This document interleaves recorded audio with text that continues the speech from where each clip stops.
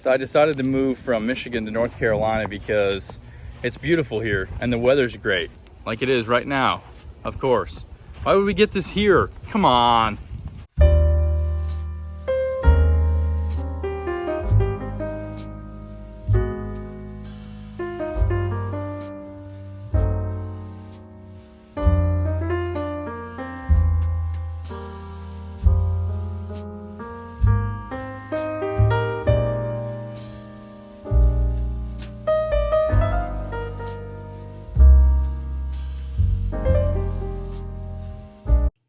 What's up, everybody? TJ, the big sports guy here, and I am back inside now. Just wanted to let you know that last weekend I had gone to a card show here in Charlotte, North Carolina, hosted at Truist Field, which is the baseball stadium here for the Charlotte Knights. So I'm just going to share a little bit about that show. It was really cool, just kind of the way that you walk in, obviously going to a stadium, going up to the box area, and we had a really great view from our table, actually, that overlooked the field as well. So check out this intro here as we walk into the stadium.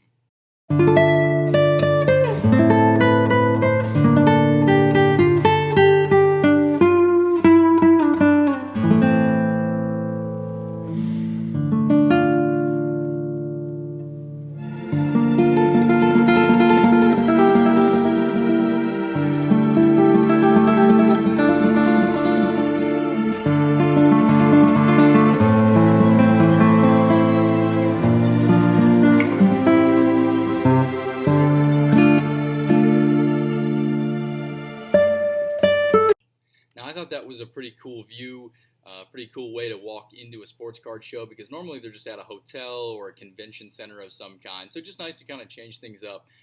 We did also get more foot traffic than I was expecting. The shows that I did, in December seemed like they were a bit slower. I thought that was just because of the holidays, because of Christmas time. People were spending their money elsewhere, and I think that was the case. I've done 2 shows so far in January, this being the first one, and the traffic was really good, but the money that was spent was nice too. Sold a couple of package deals for a couple $100. Had people go through my value bins and things like that. So yeah, it was a really great show. Like I said, it was nice to change up the scenery. I did find some really good deals as well. There was a guy back in the back of the show who had a box, a 3-row box, with 1 row being baseball, 1 row being basketball, 1 row being football. I went through there and I found a couple of really cool cards that I will share with you. I've got them listed on eBay also if you're interested, or if you want to reach out to me directly, either on here via comments, or you can hit me up on Instagram or Facebook. My eBay page, all of it is the same, Big Sports Guy with 3 eyes in big. The first card that I found in there, though, was a Chronicles Kyler Murray numbered /299. It was his rookie card. So I asked the guy how much it was, and he said $10, which is a really good deal for that card, obviously.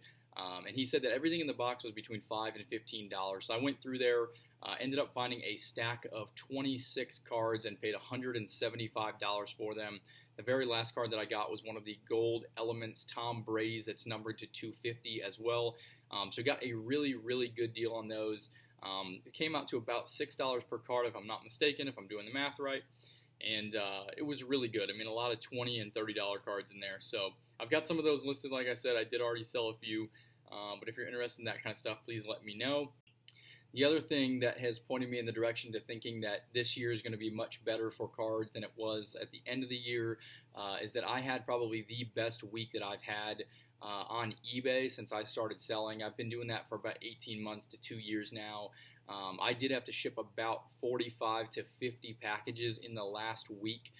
So when January 1st rolled around, I had a new batch of free listings that I could use. There was 250, so I listed all of those, as many cards as I could get on there without having to pay eBay more money than I wanted to, obviously. But yeah, I did some auctions, started some low at 99 cents, did some buy it nows as well. With some of the better cards, but like I said, I sold about 45 or 50 different items and had to get those shipped out this last week.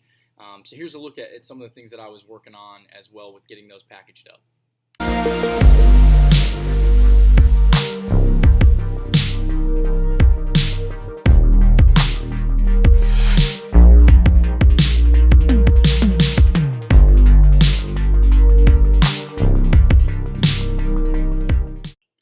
So as you can see, I've got a nice little setup here with 2 desks. I've got my printer I've got my laptop and everything so that I can go through and print out my eBay labels. And then I've got enough space to kind of spread the things out and get them packaged up, wrap them in bubble wrap, put them in bubble mailers, and get them on their way. So yeah, it's been a really successful year so far. The first couple of weeks of January have been great, either at the in-person shows or selling on eBay. And obviously, I look forward to doing a lot more of that this year as well. So it's been a great start. I'll give you a little bit of a recap on this Charlotte show, or I'm sorry, the Hickory, North Carolina show that we just did yesterday as well. I did decide to debut a new thing for me, which is the Big Hit Pack. These are packs that I put together. They are $25 a piece. They include one slab, one patch card, and 3 to 4 raw cards as well. Minimum value on the packs is around $20 to $25 because I wanted everyone to really get their money out of the packs, but just wanted a good way to move some inventory. But the ceiling on these packs is about $125.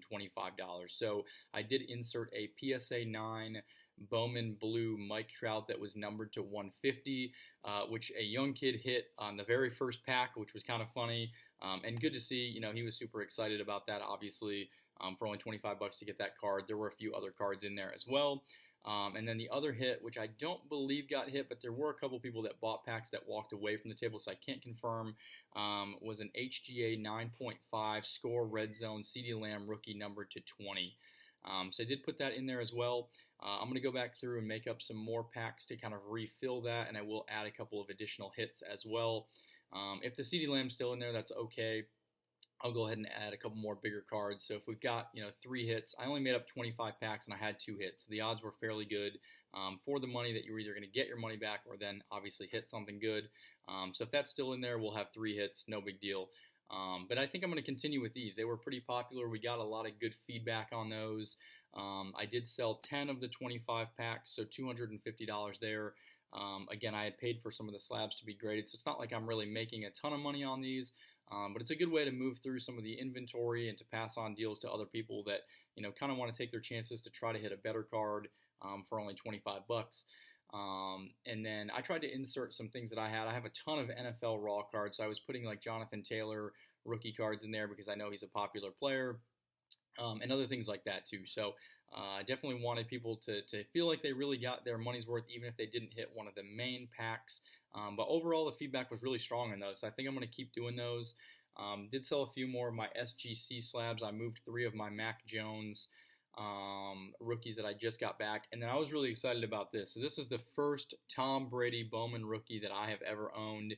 I have a couple of his other rookies, and then I also have a really nice card that is from 2006. That's a PSA 10 Pop 1 numbered to 99. But I did not have this card. There was a person that came around to my table. He was an older gentleman, had this in a screw down, said he pulled it from the pack years ago. The corners are a little rough on it, so I was a little hesitant, but he said he only wanted $500. I looked it up. The PSA 6 just sold for $950. I offered him $450 and he took that. So to get this card in my possession, the centering looks really, really good. Like I said, 2 of the corners, I mean, they're definitely, they're not pristine by any measure, but even if this were to grade out a 7, I don't know if I'm going to grade it, but even if it does, I'm definitely going to make money. I can make money on this if I sell it raw. My plan for the time being is to hold on to this, though. I really like this card. I really like Tom Brady. Obviously, he's making another Super Bowl run. We already know that he's the GOAT, so I'll probably hang on to this for a while, but I was super excited to pick that up. And then a few more cards that I got at the very end of the show. I picked all of these up. These are either Clyde Edwards-Helaire, Jonathan Taylor, or A.J. Dillon die cuts, and then there's a pink mosaic there. Those were $2 a piece for those, which I think is a really great deal, especially for the field level Clyde Edwards-Helaire. So we'll take that. There's an Asante Samuel Jr. and Ian Book autos that I got out of a dollar bin. These were $3 a piece, I think, $2 or $3. So for that price, I'm definitely going to buy those all day. One other thing that I did do for the first time as well. This is my Justin Herbert autograph, numbered to 15 out of Crown Royale. You may have seen this before. I had purchased a big collection, and this was in there. It was graded in RCG 9.5 with a 10 auto. I got a lot of feedback at the shows and stuff. People aren't really super high on RCG, or maybe they don't really know what it is. I do know that a PSA 9 of this card sold for $1,000 on eBay. So I think my best bet is either to sell this raw or to send it into PSA to get it graded. With it being a 9.510 auto, I have a hard time believing this would be less than a 9. If it comes back a 9, I know I can get 1,000 because one already sold for that. If it does come back a 10, though, I think I'm looking at maybe 2,000 to 2,500, depending on market, obviously, and whether it goes up or down. But still a really, really cool card. I cracked this slab myself, which was the first time I'd ever done so. I was a little nervous to do it, I'm not going to lie, but it actually worked out really, really well. I had actually used a screwdriver and a hammer, started up where the label is, and got it cracked across the top. Got the top of the slab off, and then once that came off, I was able to pry it with a screwdriver and then peel it apart so the front and the back came apart really easily. The Herbert stayed in the front part of the slab, which was awesome. Then I was able to just flip it over to get the card out. So it came out with absolutely no damage. There was nothing done to the card. And then obviously I immediately put it in a penny sleeve and a top loader and a team bag. So I'm going to go ahead and work on that. Probably get that sent in the next week or two here. But yeah, I'm really excited about that. And I was glad it came out with no damage as well. Also picked up at the show this Aaron Rodgers. It's numbered to 99 here out of star status. I figured he could very well win the Super Bowl this year. They kind of look like one of the stronger teams, so I figured I'd pick that up. Also got a Michael Jordan Intense, which I have not had in my possession before. Last couple sold on eBay raw for $250. I actually got this for $170, so I got a heck of a deal. It looks like it's very, very clean as well, so I'm excited about that one. I got a Vlad Guerrero Topps Chrome Orange Ben Baller, numbered to 25, right down here. I picked that up for I think $50, which is like a crazy deal. The one that I saw that sold on eBay, it was listed for $200. Best offer was accepted. I didn't see what it actually sold for, but I think $50 is a steal in my opinion. So that's all I care about. This one was really cool. Got it from someone in one of the Facebook groups. I don't normally buy too much stuff like this. I know it's not licensed baseball, but it's numbered to 99. It's got 4 really, really good players on here. It has Ichiro, Cal Ripken, Ken Griffey Jr., and Albert Pujols quad patch. So I thought that was really, really neat. So I picked that up as well. Also have a Deebo Samuel Silver Optic Contenders rookie ticket on-card auto. If you're interested in that one, last one sold on eBay for $150. I'd be willing to let this go for $125. I just picked that up the other day as well. And then this is the Blue Disco Fast Break LeBron James. That one is numbered to 50 as well. Saw a couple sold in like the 150 to 160 range on eBay as well. That's probably a pretty good hold. I don't know what I'm going to do with it. I could grade it. It's slightly off-center, but everything else looks good. But we'll see. I may just end up selling it raw or maybe just hold on to it. I think LeBron prices, especially with the Lakers struggling, are kind of down right now. So it's a good opportunity to buy him and just kind of hang on and see what happens long term. Obviously, he's won a bunch of championships, and in my opinion, I think Michael Jordan is the greatest basketball player of all time, but there are definitely people out there that think that LeBron is the GOAT. So there's always going to be that debate, that argument. So it's good to own both of those guys, in my opinion, for sure. All right. Thanks again, guys, for joining me for today's episode. If you have any questions or if you're interested in any of those cards, like I said earlier, please get a hold of me. Big sports guy with 3 eyes in big on any of the social media platforms. Thanks again for tuning in. We are getting close to 100 subscribers. My goal is to get over 1,000 by the end of the year. I think when I get to 100, though, I'd like to do some kind of smaller giveaway.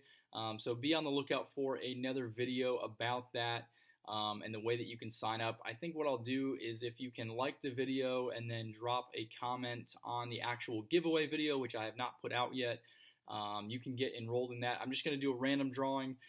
So I'll randomize it. We'll either do 1 or 2 winners. Haven't decided what to give away yet. Maybe either a sealed product or some kind of cards, just as a way of me to say thank you for everyone viewing the channel. So again, I appreciate it, and I will see you soon.